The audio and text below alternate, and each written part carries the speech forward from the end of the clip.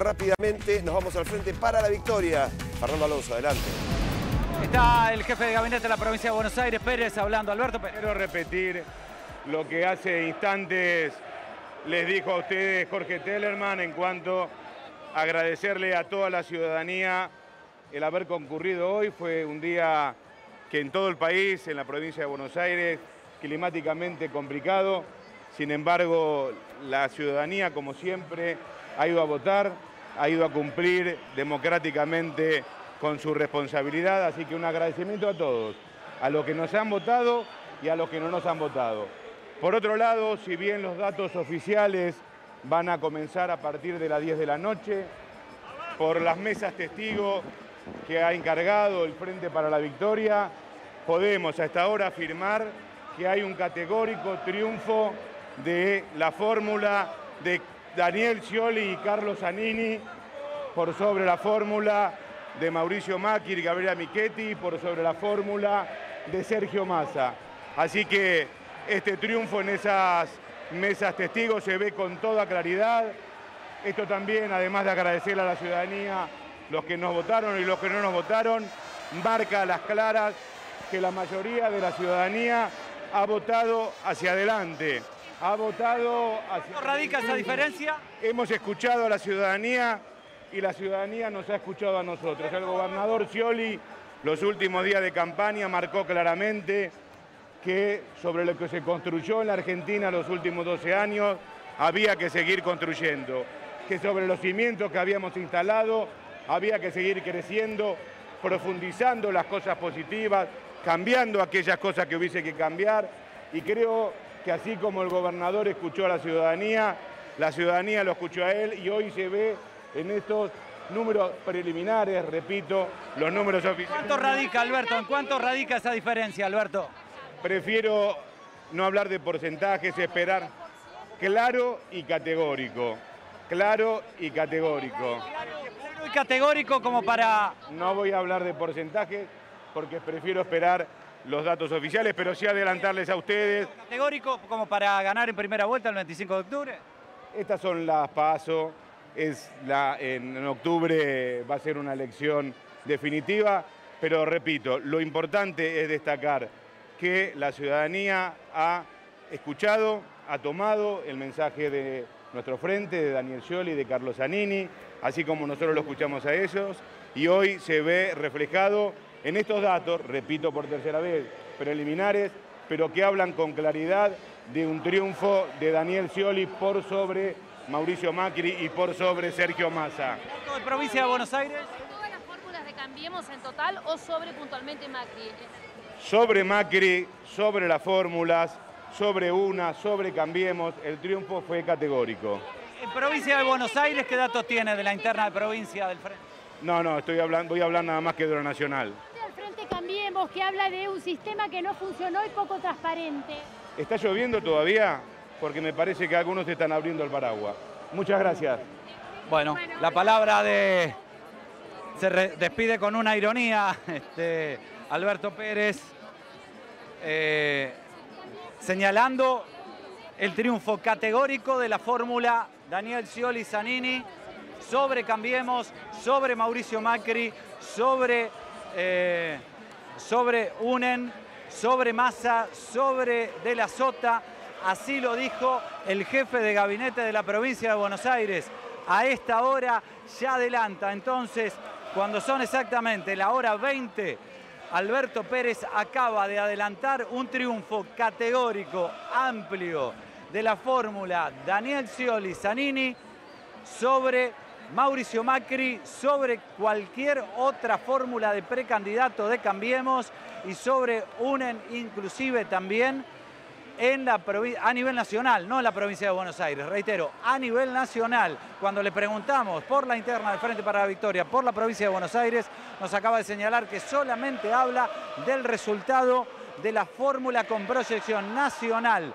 Ha habido información extraoficial que habla que en alguna provincia del norte la fórmula Daniel Scioli se imponía sobre Mauricio Macri por 70%. Bueno, esto es lo que ya ahora, con esta confirmación de parte de Alberto Pérez, comienza ya una suerte de festejo en el Luna Park. Es la primera vez que viene una comunicación oficial a dar un resultado sin números, pero contundente sobre la fórmula Scioli-Zanini y el resto de las precandidaturas que hoy se han sometido a estas PASO a nivel nacional. Cuando le pedimos la diferencia entre Cambiemos en su totalidad, Sanz, Carrió, Macri o Macri solo, dijo que de cualquier manera el triunfo de Scioli-Zanini está ampliamente por encima de cualquiera de las precandidaturas. Así que ahora sí comienza acá una efervescencia y un festejo. Ustedes. Y va subiendo la temperatura, estamos en vivo por la pantalla de la TV Pública, un día muy especial, se fortalece la democracia con cada elección y habrá que esperar para tener datos oficiales. Eso será después de las 22, pero quédate en la pantalla de la TV Pública que nosotros vivimos la previa del calor de los distintos lugares donde los manifestantes, los militantes, allí se acercan. Claro, todavía los reglamentos a los que nos atenemos, por supuesto, nos dicen que no podemos hablar de tendencias. Pero sí te podemos contar qué otras cosas se eligen. Mientras, danos tu opinión, cómo estás viviendo esta jornada, el hashtag o el numeral Argentina Elige. Ahí está, la categoría para gobernadores. Las provincias son 6. La provincia de San Luis, de Entre Ríos, de San Juan, de Catamarca, de Buenos Aires y de Chubut. Algunas consideraciones, ya ha sido dicho que la provincia de Buenos Aires explica el 37% del total del padrón electoral. De cada 100 votos que hoy son emitidos, 37 tiene la provincia de Buenos Aires, lo que explica el peso y la importancia que tiene la provincia para cualquier fórmula o partido político que quiera llegar a la Casa Rosada después del 10 de diciembre. También se renueva un tercio de la Cámara de Senadores y en este caso son 8 las provincias que van a aportar sus nuevos senadores, claro, 3 por cada provincia. Son Catamarca, Córdoba, Corrientes, Chubut, La Pampa, Mendoza, Santa Fe y Tucumán. Así que en 6 provincias hay elección a gobernador, por supuesto PASO, que dejarán habilitados a los que van a competir en las generales del 25 de octubre. Y en este tercio de la Cámara de Senadores que se renueva son 8 las provincias. Seguimos. Bueno, qué ansiedad. Son las PASO, parece que fuesen las elecciones, pero no es 25 de octubre, todavía hay que tener paciencia. Y me quedo con uno de los datos que nos compartía Pablo. El 37% del padrón de los ciudadanos habilitados para votar están en una sola provincia. Es la gran provincia de Buenos Aires y quiero entrar allí, a ver en lo que puede estar pasando. En breve vamos a conocer algún dato seguramente oficial. Volvemos ahora con Gerardo Adrogué y con Julio Burman, quien nos están esperando porque quedaron muchas preguntas allí como en el tintero. ¿Quién quiere comenzar? Hablemos de la provincia de Buenos Aires. Tal vez, Gerardo, bueno, lo primero que habría que decirle a la provincia claramente es una de las elecciones más importantes que hoy se juegan en esta PASO. Creo que lo que yo rescataría en primer lugar es que efectivamente las PASO funcionan. Los partidos las están utilizando para seleccionar sus candidatos.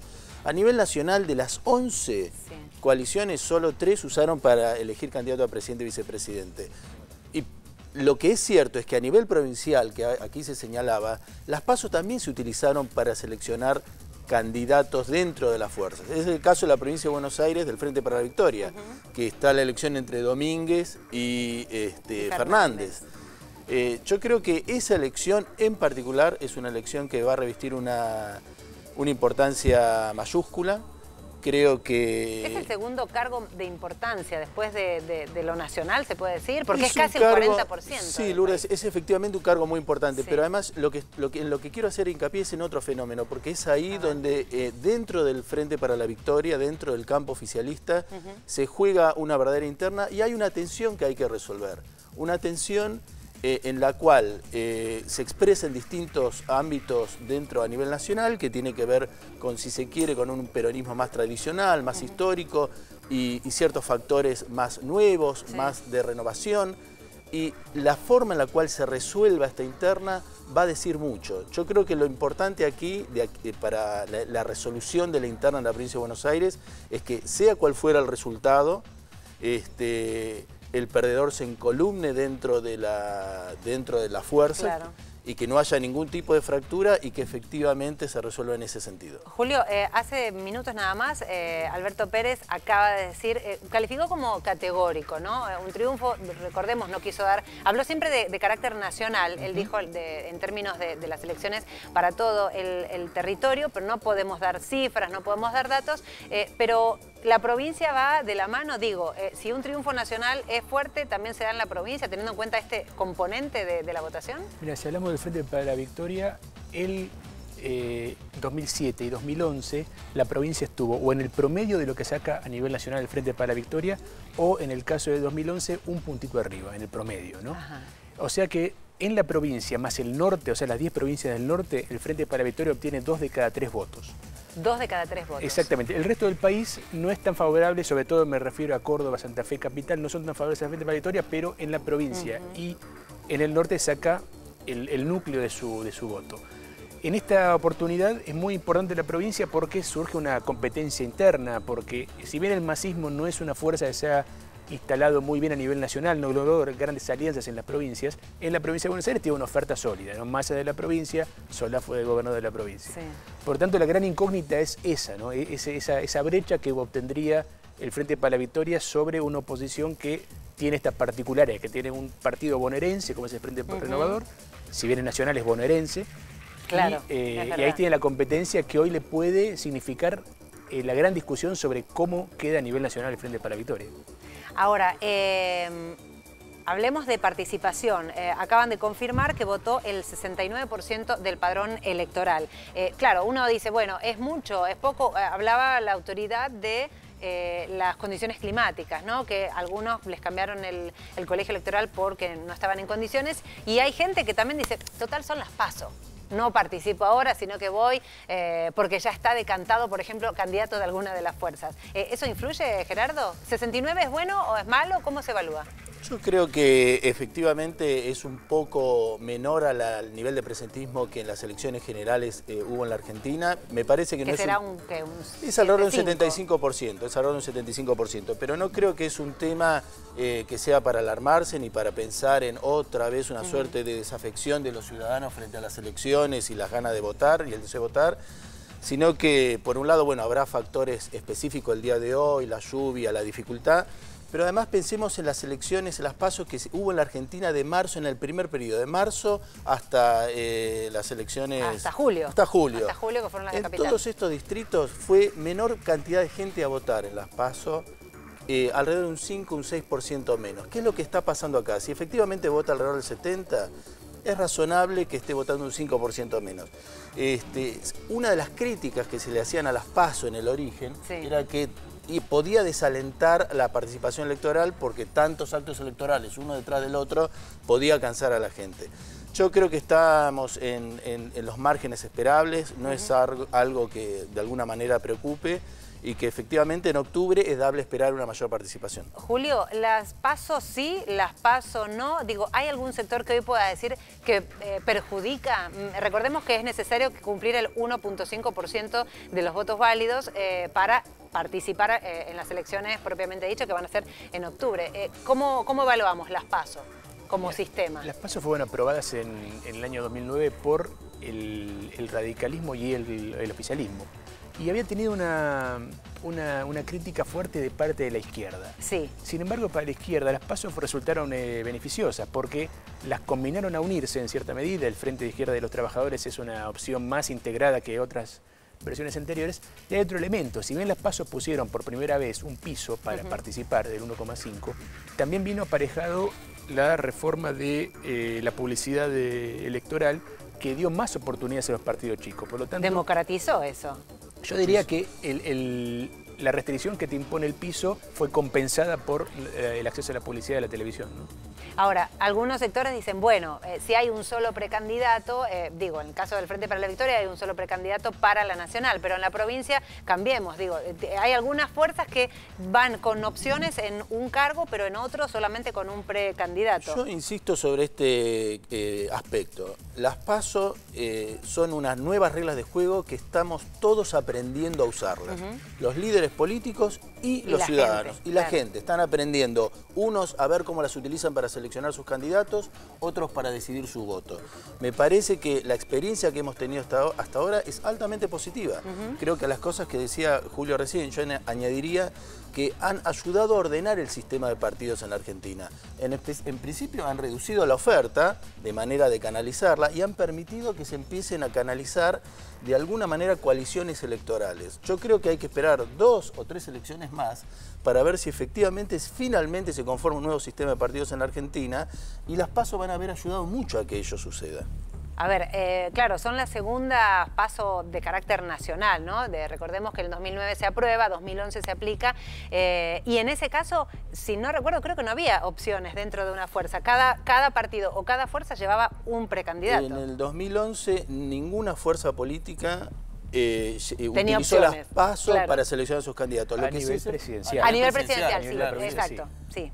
Pero además, en el 2011 fue el año en la Argentina que menor cantidad de candidatos se presentaron. Y eso fue parte de lo que proponía las PASO como tal.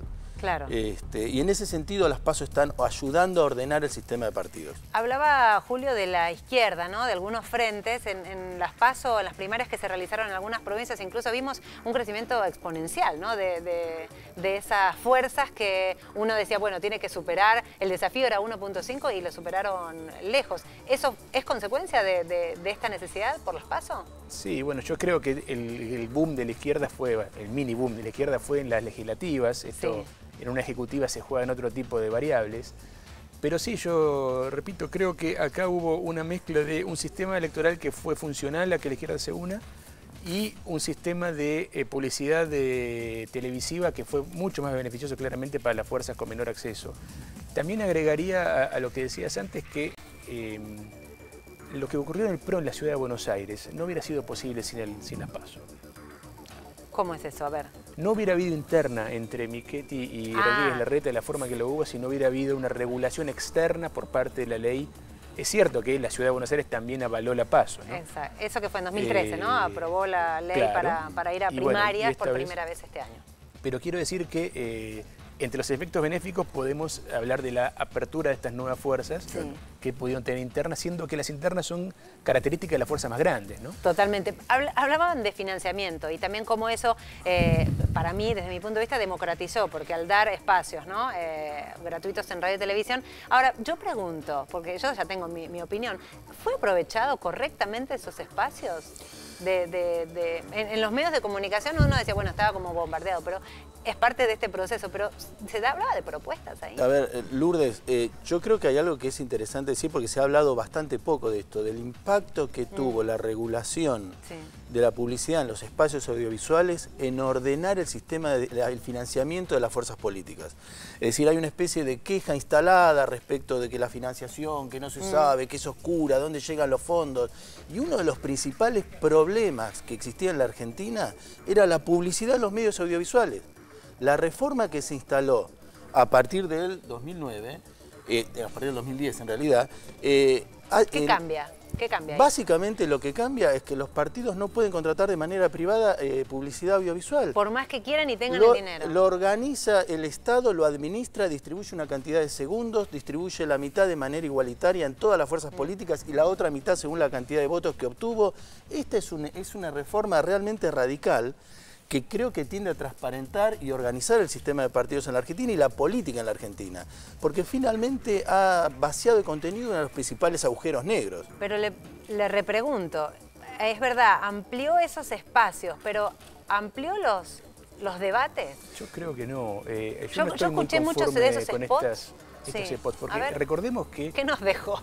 Yo en este tema me voy a discutir con Julio. Va a ser el único tema en el que vamos a discutir con Julio. Pero bueno, en algo había que pasar. Yo creo que estos spots que tuvimos, que fueron muy creativos en términos estéticos, escenográficos, etcétera, etcétera, no discutieron muchas propuestas. Y acá estamos hablando de spots que están financiados con el dinero público.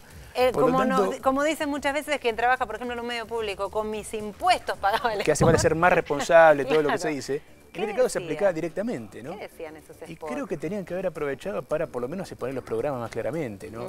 Algunas fuerzas sí, eran claros, eran cortos algunos, pero bueno, en el tema económico proponemos tal, y se iba. Pero algunos era, yo soy del centro, o el otro, esto, digo, era más de color, perdía muchísimo tiempo, ¿o no, Gerardo? Yo en eso me voy a permitir disentir porque hay algo que es el formato que impone, que es lo que uno puede decir. Los spots pueden durar o 9 segundos o 12 segundos, según sean en televisión o en radio. Lo que uno puede decir en 9 segundos o 12 segundos es realmente poco. Digo, tenés razón respecto de la publicidad, pero respecto de la campaña, yo creo que la campaña, en el último parte de la campaña en la Argentina, sí se han discutido temas relevantes, porque se ha discutido sobre políticas públicas, se ha discutido sobre el rol del Estado.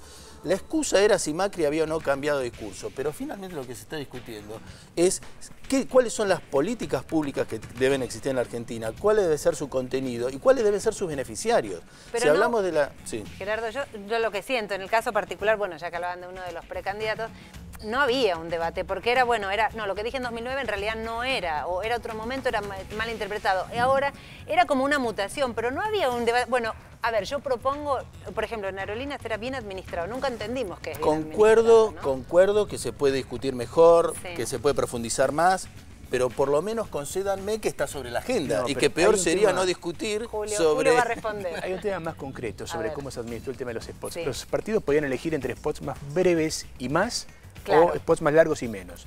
Y muchos optaron por el más breve para mandar el mensaje eslogan y desaprovecharon la oportunidad de tener más segundos y explicar. Era lo que decía uno de los asesores, ¿no? También en campaña, no voy a dar nombres, pero que decía, no digamos nada. ¿No? Mientras menos hablen... Creo que eso se impuso. Eso se impuso, yo creo, no solo en un precandidato, como era tal vez la mayoría. Pero bueno, en definitiva, ese negocio del financiamiento y de la amistad con medios de comunicación se pudo romper. Y podemos ver en todas las radios, escuchar en las radios y mirar en todos los canales esos spots de propuestas, por ejemplo, la izquierda, que uno si no los buscaba antes no los veía. No sé si romper tan categóricamente, porque todavía uno es posible ver ciertas asociaciones en ciertos medios y ciertos candidatos, pero sí estoy de acuerdo contigo que ha ordenado y es una mejora significativa. Gerardo, te voy a interrumpir porque nos vamos con Fernando.